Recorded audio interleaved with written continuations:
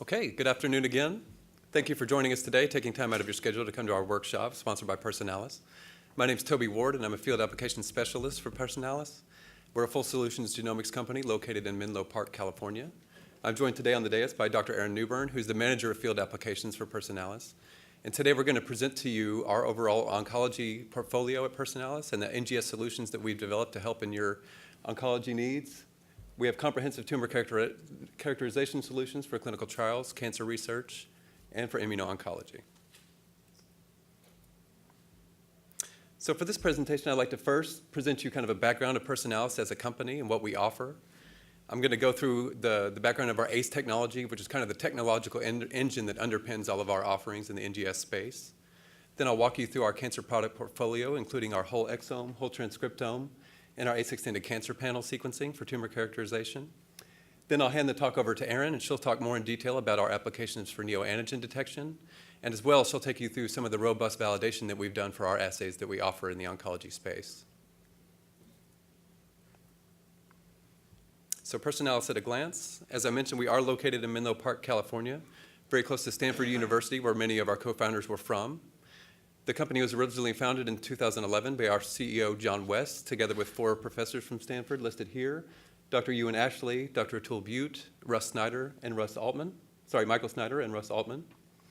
And the overall goal when they founded the company was to solve some of the most challenging aspects of NGS workflows, and ultimately to find ways to improve the overall accuracy and sensitivity of NGS in order to better bring NGS from the bench to the bedside for clinical utility. So at Personalis, we do have full sequencing and analysis capabilities in-house within our building, and our CAP-CLIA laboratory is fully licensed to perform clinical-grade sequencing to meet our customers' needs.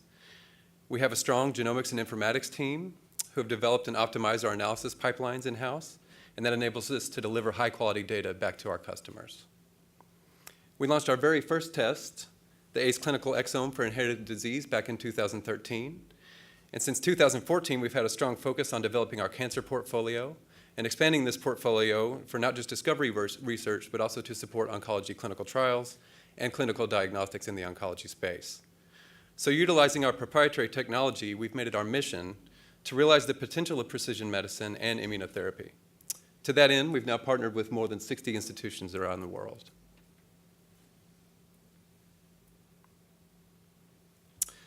So our proprietary technology is called ACE, which stands for Accuracy and Content Enhanced. Again, this principle forms the technological underpinning for all of the products that we do with NGS, and especially for our oncology portfolio. And I'll describe the ACE technology in more detail on the following slides.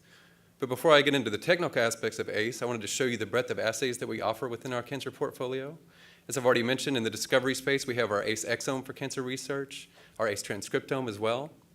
To support clinical trials, we have our ACE ImmunoID product for neoantigen detection, which Aaron will speak more about later in the talk. We have our ACE extended cancer panel for both the DNA and RNA analysis from a single tumor. And then, of course, you can leverage our whole exome and whole transcriptome offerings in the clinical trial space as well. And then finally, at the end of my portion of the talk, I'll touch on how we've leveraged our ACE technology to go all the way through to a full clinical test that's diagnostic for solid tumors, the ACE CancerPlus Test for tumor profiling. So now I'd like to further introduce the ACE concept, which is the technological engine that drives all the products within our oncology portfolio. We use this ACE technology to provide an end-to-end service for sequencing and analysis capabilities for our end users. And we go all the way from sample extraction in our accredited laboratory to sequencing using Illumina instrumentation to analysis and interpretation using our proprietary pipelines and deliver all the data back to our customer. So this slide is a little busy, and the reason for that is because when you analyze an NGS workflow from start to finish, illustrated left to right on this slide, there's a lot of places where challenges arise, and there's a lot of attention that needs to be paid to every step of this workflow. So the founders of the company really took a critical look at this NGS workflow from beginning to end and how they could address each of these steps to better bring NGS from the bench to the bedside. So if you look, there's a lot of areas where you can run into challenges on this slide. There's gaps in standard sequencing assays, inconsistent sequencing coverage, issues with bioinformatics and annotation and keeping up with the databases.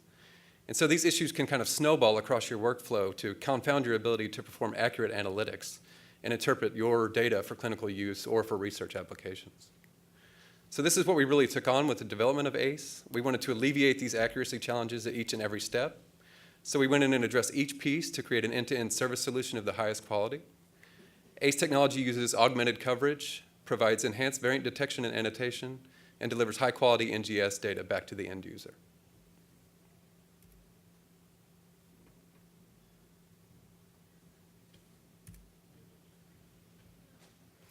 So using the ACE technology rationale from the previous slide, we used that to develop our enhanced ACE Cancer Exome and Transcriptome, which can be applied to cancer biology. As illustrated on the slide, our exome and transcriptome do query the entire suite of over 20,000 human genes. But importantly, we've gone back and augmented sequencing coverage in over 8,000 biomedically relevant genes within that 20,000 to really bring up the sequencing in hard-to-sequence areas.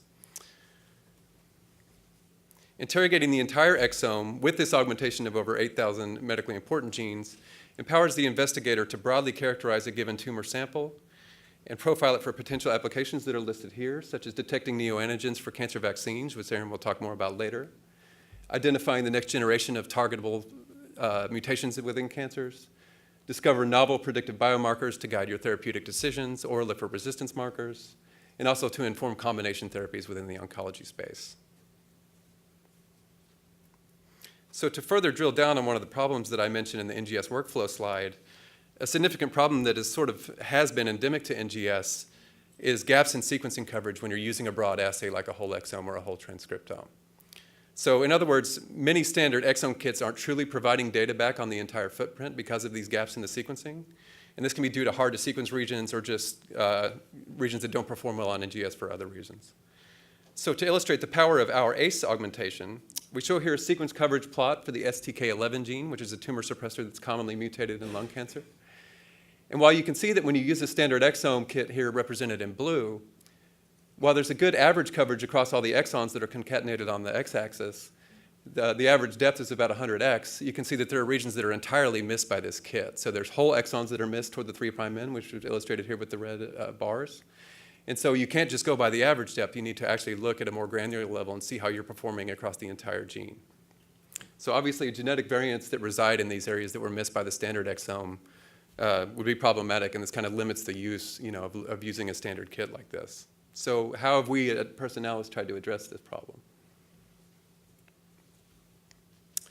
We've recognized these issues that I mentioned on the last slide, and so we built an ACE exome design that works by taking the standard exome that I showed you before in blue and adding to it our supplemental coverage in green. And then we combine these to form an augmented or enhanced exome to improve the coverage and really bring up the performance in those areas that were previously missed by an off-the-shelf kit. And so in addition to just the exonic content on our exome, we've also augmented other areas that are biomedically important, including promoter regions, intronic variants that are known to be biomedically relevant, regulatory regions, UTRs, et cetera. And so we've really tried to make a complete genome where you're actually interrogating all of the genomic content so that we can deliver back to you more data than you might get with a standard exome off the shelf. This work was not trivial, and it was not just about adding additional capture probes. We had to work hard to optimize the prep conditions for different sample types that come into the lab. We adjusted our laboratory preparation protocols. And then we performed multiple parallel sequencing reactions with custom probes to really bring up the coverage in those areas that suffer on other exome offerings. And then we integrate all those steps together to try to deliver back to the customer a uniquely accurate data set with high quality data. So now I'll show you the end result of this ACE augmentation. You can see that when we add our ACE exome and combine it with the base exome, now the coverage of STK11 is brought up, and those exons that were previously missed are now well covered.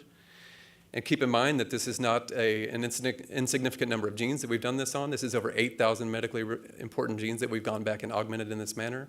So this really increases the data that you're getting back from an exome offering by using ACE.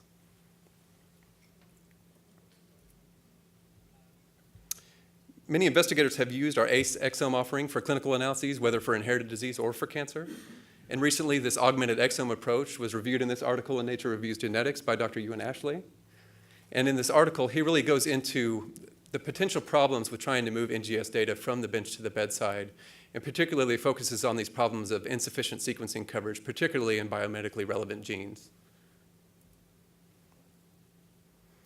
So to illustrate the problems of insufficient sequencing coverage, and one figure from the paper It shows the sequencing performance of several available exome assays, including our ACE Exome on the top.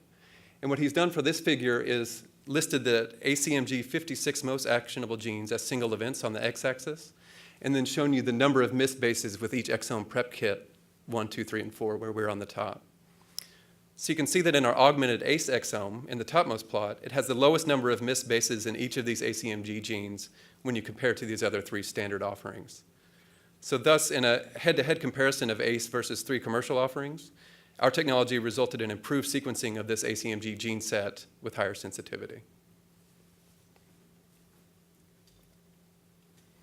And similarly, to get a little bit more granular on this coverage and to analyze this augmentation more closely, from the same article in another figure, here's a coverage plot of the coding regions for a single gene, KCNH2, using a standard exome on the top and comparing it to our augmented approach in the bottom panel. So as was the case with the STK11 gene that I showed you before, our ACE methodology is able to fill in the gaps in coverage that were suffered by the standard exome here. Whoops, sorry. While whole exonic regions suffered low coverage in the standard assay on the top, our ACE gene finishing approach using ACE has brought up the sequencing depth across the entire coding region. So now you can make more confident calls about variants that are detected within this gene or any other gene. So while KCNH2 is not a cancer driver gene, this plot does provide proof of principle of the importance of augmented coverage in order to fully interrogate a gene of interest. Keep in mind that this ACE technology has been performed for over 8,000 medically relevant genes, some of which are covered in this publication. So now I'd like to move away from the exome and let you know that the same improved accuracy and coverage are available with our ACE Cancer Transcriptome as well. So we've gone back and leveraged our ACE technology that we've already developed to improve the performance of whole transcriptome RNA sequencing. So typical enrichment methods for RNA-seq, such as poly-A enrichment or ribodepletion, do have limitations, especially when you're using formalin-fixed, paraffin-embedded samples, which of course are very, very common in oncology studies. One problem of note is RNA degradation due to formalin fixation and storage, and a lot of that degradation happens in a 3' to 5' direction. So you can lose a lot of poly-A tails off of the transcripts within your sample. And so that decreases the effectiveness of a poly-A enrichment approach. So what we've done with ACE is use an exon capture targeting approach to help alleviate this problem.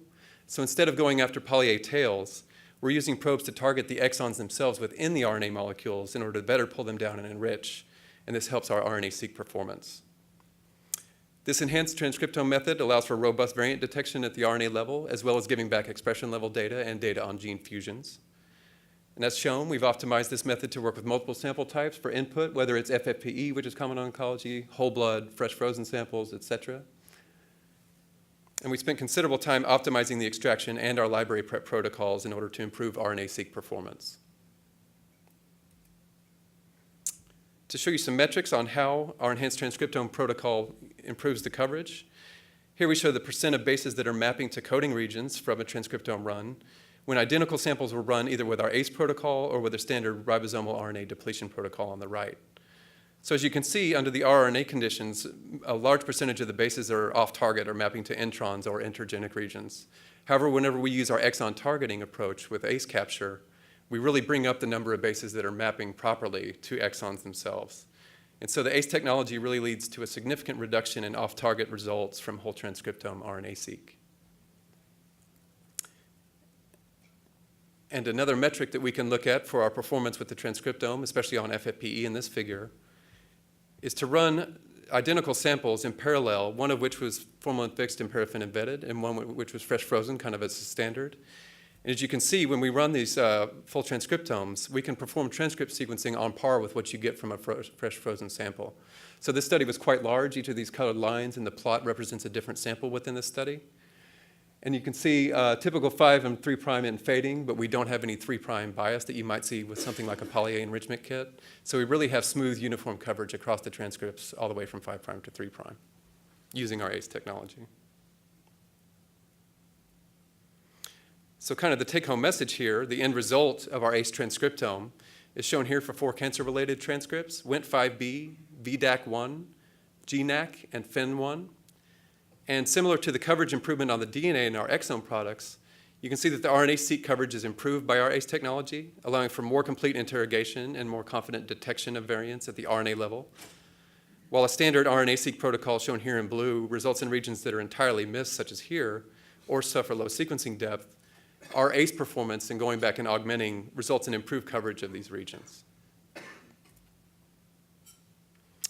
So, having shown you our whole exome and whole transcriptome sequencing products and their underlying ACE technology that drives them, I'll now describe our extended cancer panel for both DNA and RNA analysis. While this product has a much smaller footprint than our exome and transcriptome offerings and interrogates approximately 1,400 cancer-related genes, it's important to know that it's still powered by our ACE technology to give you more improved coverage that's more uniform and brings up areas that usually suffer on an off-the-shelf offering. It improves the sequencing performance, and it enables us to deliver high-quality data from tumor specimens.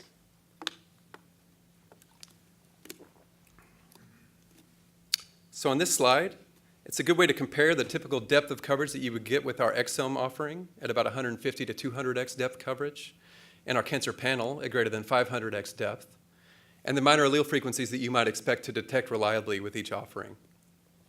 So as shown, at a 5% minor allele frequency in yellow, our exome offering is well powered to detect variants with high confidence, while for more in-depth profiling of cancer specimens, our panel can detect down to 2% minor allele frequencies across the footprint of 1,400 cancer genes.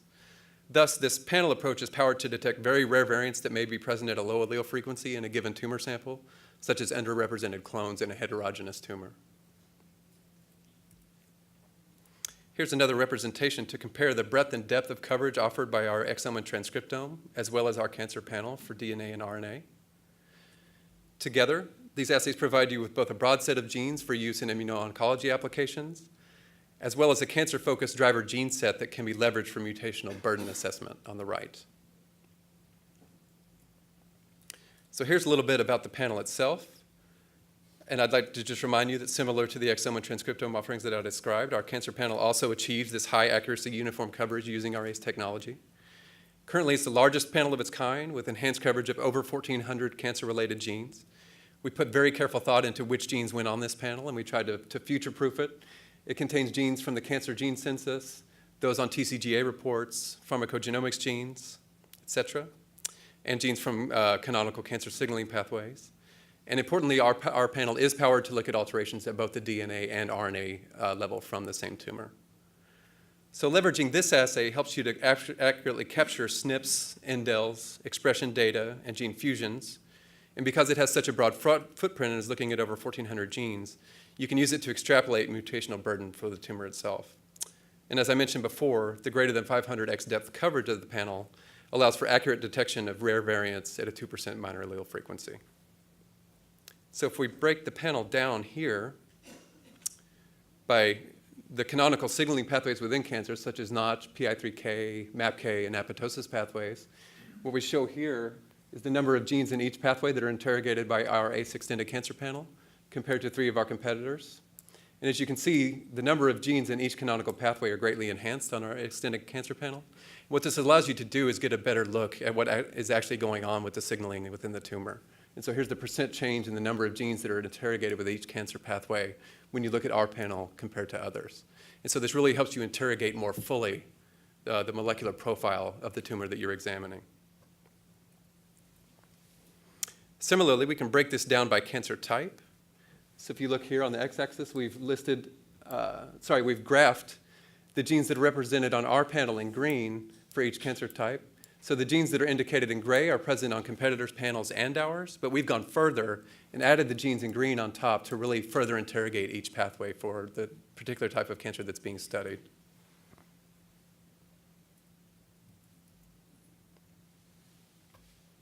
So I've described for you thus far our cancer exome, cancer transcriptome, and our cancer panel assays. Now I'd like to finish by describing our clinical oncology diagnostic test, the ACE CancerPlus Test. The ACE CancerPlus Test is powered by our ACE technology, just like the rest of our offerings. It's a fully CLIA-validated tumor profiling test with a clinical report. This test can be ordered by a physician to detect alterations within a specific patient's tumor, to inform decisions for patient's care, and is approved for use in North America. With our ACE CancerPlus test, we've leveraged the power of our ACE technology to generate a clinical-grade, CLIA-approved diagnostic test for solid tumors. The test includes analysis at both the DNA and RNA levels, and a clinical report is generated, which reports back on alterations detected within a suite of 181 genes of clinical relevance in oncology. We deliver back data on SNPs, indels, copy number variants, and gene fusions with this test. And very importantly, on the clinical report that goes back to the physician, the alterations detected are included with information on FDA-approved therapies that address that alteration, or for ongoing clinical trials that address those alterations that may inform the patient decision for treatment. So with that, I'd like to change gears just a little bit and tell you that having spent all this time and really developed these robust tests with our technology, that's really only half the battle. And our Director of Regulatory Affairs is here, and he will agree with me on this. That validation and regulatory issues are key if you're going to try to use these tests to move from the bench to the bedside. So while strong analytical validation is required, this is very challenging in oncology because of the lack of existing gold standards and metrics for assessing performance of these kinds of tests. So our feelings as a company is that we need to move away from the current Wild West of genomics and really spend time doing robust analytical validations. It kind of worked hand in hand with the FDA and other regulatory agencies to try to move these things forward. So some of our scientific co-founders here co-authored an article with the FDA laying out a roadmap for the considerations that are in place for how to regulate this NGS space going forward. With that, I'll now turn over the presentation to Dr. Aaron Newburn, who will address this and show our validation studies and their results, and describe our offerings for immuno-oncology in more detail. Thank you.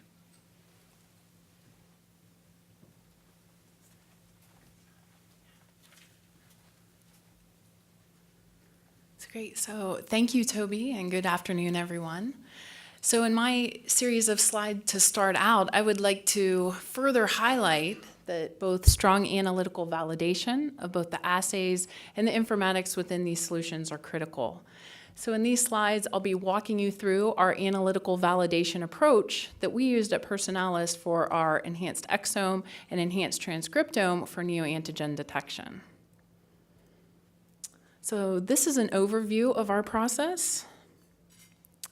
So first, for our exome, we used sequencing of our tumor samples to greater than 200x average coverage. And again, this is the more uniform coverage that we've created with the ACE technology. And we sequenced these samples using our assay that has a genomic footprint of 69.4 megabase pairs. So we sequenced these samples, ran them through our somatic analysis pipeline using the tumor and the matched normal.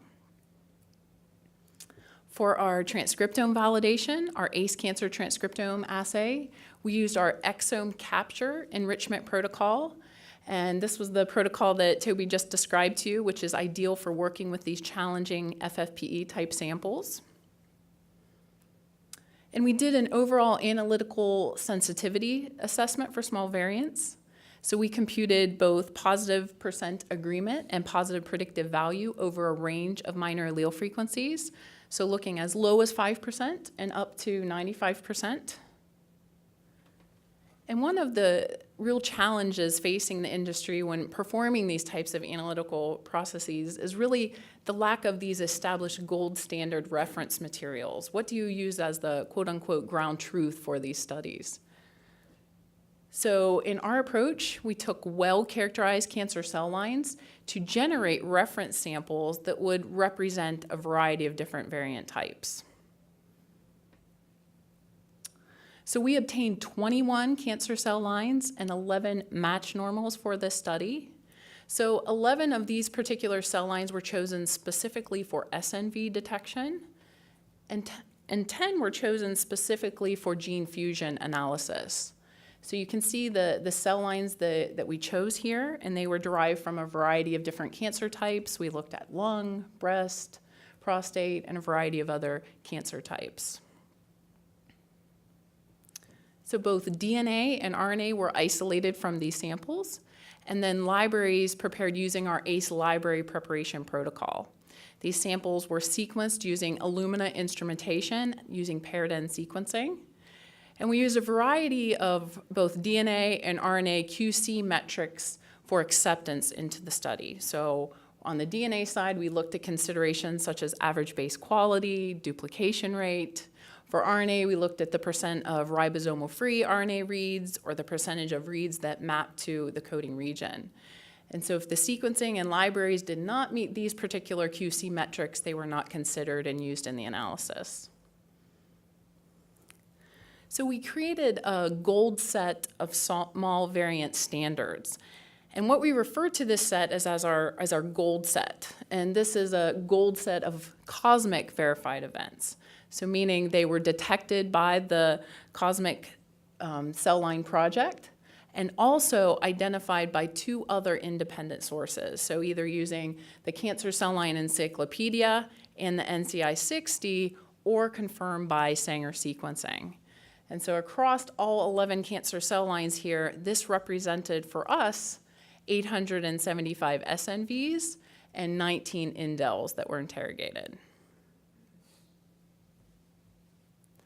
So in our validation here, first we'll start for DNA for small variant validation. We used 11 particular cancer cell lines that had the corresponding matched normal samples to go with them. We sequenced all 11 of these pairs, ran them through our tumor normal somatic analysis pipeline, and then compared those results to this gold set of variants. Likewise, in our RNA small variant validation, we chose these 11 cancer cell line pairs, sequenced those, ran those through our RNA somatic analysis pipeline, and here for the RNA, we're using DNA from the blood as the normal in this process. And then we compared these results to the gold set of variants. Now, we also wanted to take a look at the limits of detection for both DNA and RNA small variants, because as you know, cancer samples are very heterogeneous in nature. So in this series of studies, we took these 3 particular cancer cell lines, these 6 pairs, and we sequenced these to establish a baseline sensitivity. And then we created a variety of dilutions to simulate tumor purity.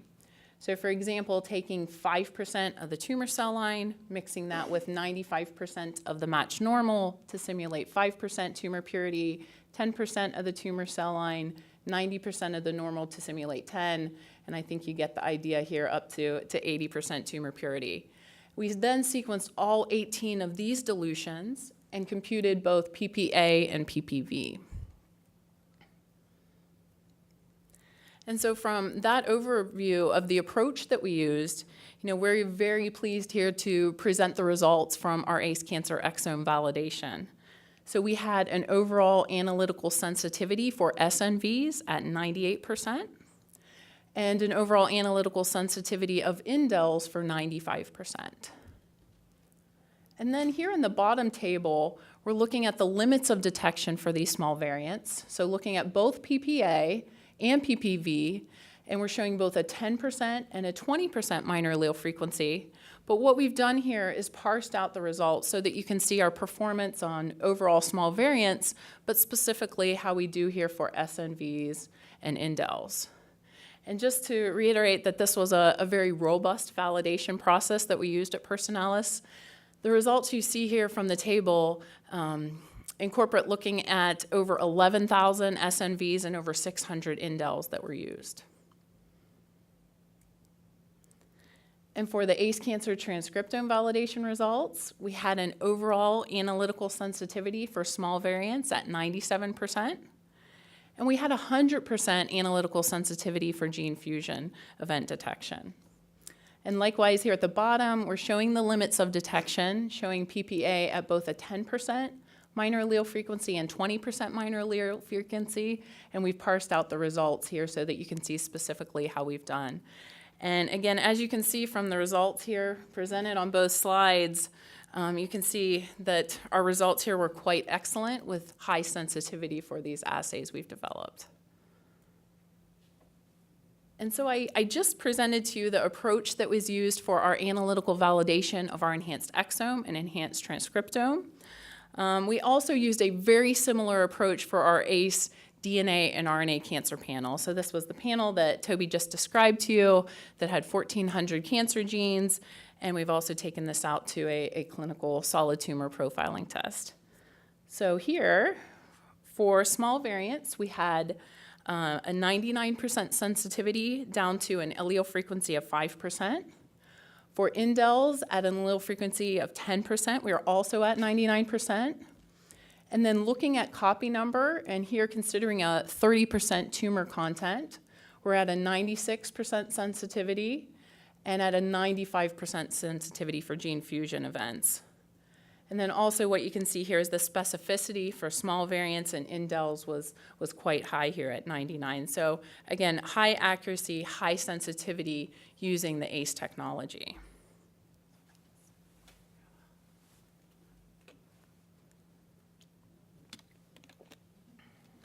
Great. So now that Toby and I have presented more of the technical details, specifications between the products within our ACE Cancer portfolio, how we've developed high accuracy informatics and sequencing solutions, we'd like to discuss how this portfolio can be used for particular immuno-oncology applications. So our ACE Cancer portfolio here, using our augmented ACE Cancer Exome and ACE Cancer Transcriptome, were really designed to be a comprehensive one-stop shop. Really a singular platform to be able to look comprehensively at both genomic and transcriptomic data to fuel the ability to assess mutational burden, accurately detect neoantigens, look at immune checkpoint ligand expression, and really do comprehensive tumor profiling. And at Personalis, we have customers that are using this platform from the early discovery stages, but all the way downstream through to the development to support therapeutic solutions, such as in personalized cancer vaccines. And I'll talk a little bit about that. So we've heard a lot of the needs in the field for next-generation sequencing for immuno-oncology research, and a lot of them out there were really unmet needs. And so we've been very careful in the thought design of our ACE ImmunoID. And so how we're tackling this is by using a broader assay for truly complete profiling, but an assay that's not more just broad, but also more accurate and has complete coverage. We take on these gaps in the conventional assays, as Toby was showing you, to really give you uniform clinical grade sequencing coverage. We also have the ability to work with challenging sampled starting materials. So we very routinely worked with something like FFPE samples, but a variety of other starting formats. We include the match normal into the analysis when possible, because of course this increases the specificity of the somatic analysis.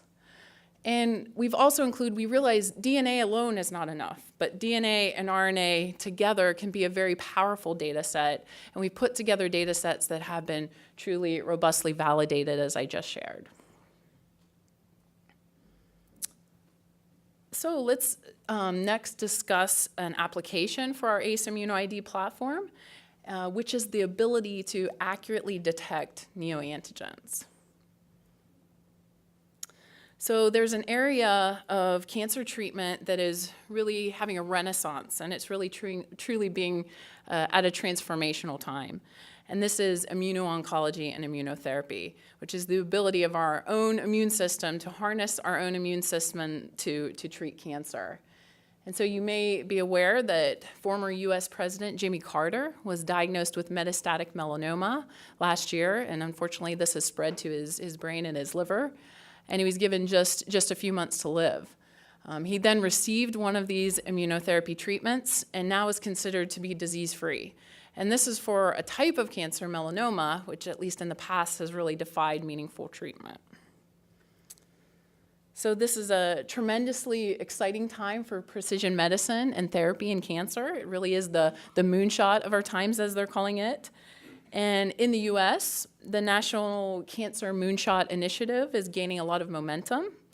And with this initiative, we're looking, and I think it's very exciting, just looking to make more therapies available for patients, but also to improve the ability to detect cancer early and also to prevent cancer. And so it's not surprising that the area of immunotherapy is rapidly exploding. And it's one of the key focus areas within our National Cancer Moonshot Initiative. So for the presentation slide here, I've categorized immunotherapies into three main areas. The first being immune modulators or immune checkpoints. So anti-CTLA-4 or anti-PD-L1 antibodies, which I'm sure you're familiar with. But there's a variety of other checkpoints currently being investigated. There's also now this next generation of cancer vaccines in development, including personalized neoantigen cancer vaccines, as well as adoptive cell therapies out there, looking at tumor-infiltrating lymphocytes or engineered T cells, CAR T therapies that have been effective in patients. But despite all the excitement with immunotherapy, there are patients that respond, but unfortunately there are some that do not respond to this type of treatment. And so as these therapies continue to evolve and expand, it becomes increasingly important to try to understand which patient will derive benefit from immunotherapy, which immunotherapy is going to work for a particular tumor type or for a particular individual. So this really becomes a pressing clinical question to really try to spare patients from ineffective therapy, but also to limit their exposure to treatment adverse events. So first, just maybe a quick review here of immune checkpoint blockade. So tumors are eliminated by active surveillance by our immune system, but eventually they can find a way to escape our immune system. And we really didn't understand the molecular mechanisms behind this until most recently. So our immune system, it can recognize and is ready to eliminate cancer, but can be held back by these inhibitory receptors and ligands. And so tumors then can express these immune checkpoint genes, and this then creates a way for them to evade the immune system. And so this is an active area of new drug development. So drugs like anti-CTLA-4, anti-PD-L1 antibodies that can unleash the anti-tumor immunity and really mediate cancer regression. So shown here is a timeline from a very interesting Nature review article showing some of the exciting milestones that have been reached with immunotherapy. And as you can see, and also looking towards the future, that many of these exciting advances have been in the area of immune checkpoint blockade. And so the responses have been very dramatic in some patients, especially cancers that have been hard to treat. But objective response rates still range from about 10% to 30% in patients. So again, our question remains, how do we predict who is going to respond from these types of therapies? So there have been studies showing that perhaps neoantigen burden may be used as a predictive signature to determine who will respond to these therapies.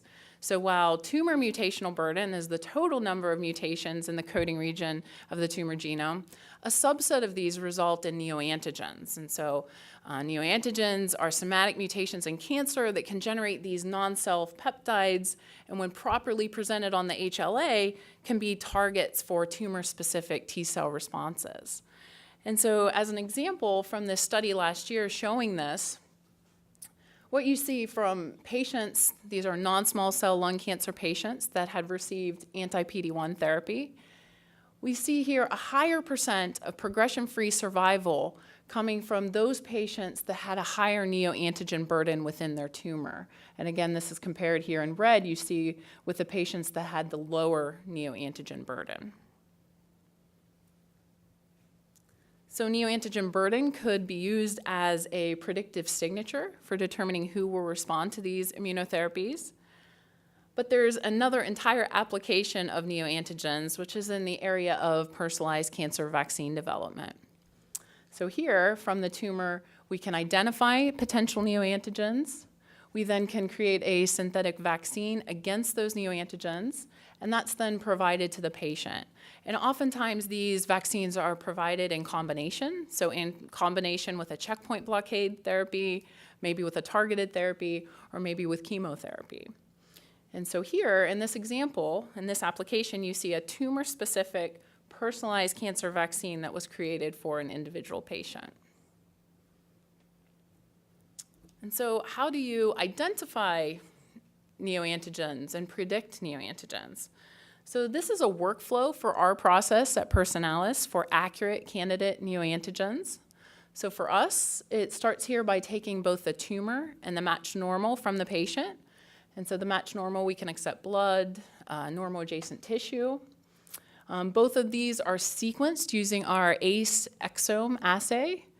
The data is then ran through our somatic analysis pipeline to generate a set of all somatic variants in the DNA. And then in parallel, from the tumor sample, we also run our optimized ACE cancer transcriptome. So somatic variants are called in the RNA, and then they can be cross-referenced with the somatic variants called in the DNA. And then you can have a list of all variants that are actually expressed and could be potential neoantigen candidates. And you know, we really believe that the assays involved in this process can make a difference. And here's an example of a candidate neoantigen identified in a patient sample. So this red line here is showing you where this missense mutation is located in the RPS2 gene. And above you can see here, and this is from IGV Viewer, showing our coverage with our enhanced exome and transcriptome. So you can see very complete coverage of that variant. But what you see below here is using a standard conventional assay, which is the coverage you would have in blue, you quite possibly would have missed that variant. And indeed, with an augmented approach such as ours, you can see that we've supplemented. And so this supplementation, this uniformity can ultimately lead to increased sensitivity to detect these potential neoantigen targets. And so one of the exciting pieces in this space is the ability to further predict neoantigens using deeper bioinformatic analysis. So at Personalis, we currently have a neoantigen prediction pipeline under development. And for us, again, it starts by using our optimized assays into the algorithms we're putting together. So from the tumor sample, running our ACE Exome of the tumor and the normal, through our somatic analysis pipeline, we perform epitope prediction. We're also, from this augmented data, performing in silico HLA typing. And that then can inform the MHC binding feasibility. In parallel, we're using the transcriptome data, both the gene expression and variant expression, to look at similarity to known antigens, similarity to self. Is this going to be flagged by the body as foreign? And all of these pieces then are used to rank and report out candidate neoantigens. So to summarize here, we've developed an accurate platform, our ACE ImmunoID at Personalis, for accurate neoantigen detection. And ACE ImmunoID is an example of a broader assay, a more sophisticated assay that really can help to power this next generation of precision medicine, precision genomics, and immunotherapy. We've had to be innovative in a variety of ways. One of which is creating our proprietary ACE technology to address all these gaps and blind spots in traditional assays to really have clinical grade sequencing. And moving from the model of just looking at a single gene or a few genes at the time, but really using broad assays, because as you might know, these neoantigens can reside out of the standard cancer driver genes. So we put together broad, complete assays and also integrated both DNA and RNA. Having this data is very powerful and it helps to really fuel our neoantigen informatics.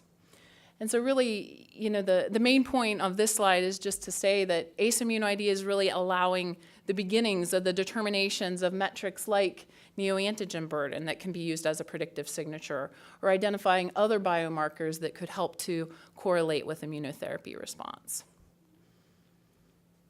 So I'd also like to quickly mention that we do have very comprehensive reporting within our current pipeline. So to give you a sense of what we provide for both our DNA and RNA analysis, here on these next two slides is a list of the standard deliverables that are provided. So in addition to all the raw data files, so you have the raw data for backup and to archive and to look for future questions, but you receive the alignment, the variant calling, the variant annotation, somatic analysis, quality control plot, statistical summaries. And likewise, full deliverables for our RNA portfolio as well. Now with the addition of RNA, you always also get gene fusion analysis and can look at gene expression. And so these slides are really showing our standard deliverables, but we do have the ability to configure and tailor your report to meet a particular clinical trial need or study need. So we've also built a very high quality operations team to enable a rapid turnaround time of these critical patient samples. For many of these immunotherapy clinical trials, we really realize that time is of the essence. Unfortunately, these patients are very ill, and many of them have advanced disease.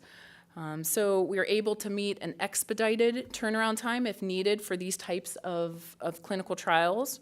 And just to quickly show you here a few slides on the journey the samples take from beginning to end. So we've created a software engineering infrastructure, a proprietary software system that really safely manages this entire process. So it allows us to track your samples in real time, but it also allows us to lock down pipeline versions for the duration of your clinical trial, or to perhaps easily re-enable reanalysis if needed. So here, once your samples are shipped, you're immediately contacted and assigned a dedicated project manager, and they provide alerts and communications to you. Samples are received into our lab and entered into our LIMS system. And this is then followed by extraction and pathology services. And so in the next days here, pathology results are assessed for tumor content. We can do immunohistochemistry if that's needed for the study. We do a robust QC of the extraction that's performed. And then the DNA and RNA library preps are created and the quality assessed. And so next is sequencing, and then we run the pipeline on these samples and QC of those informatics, and then delivery of your data. And this data delivery includes a review and some assistance from your field application scientist team, so we're able to address any immediate questions that you have, but walk you through the files, the structure, and the content of that data drive. So again, we realize that these are critical patient samples, and so hopefully this workflow was able to show you how you can provide high quality data, but also in a very timely manner.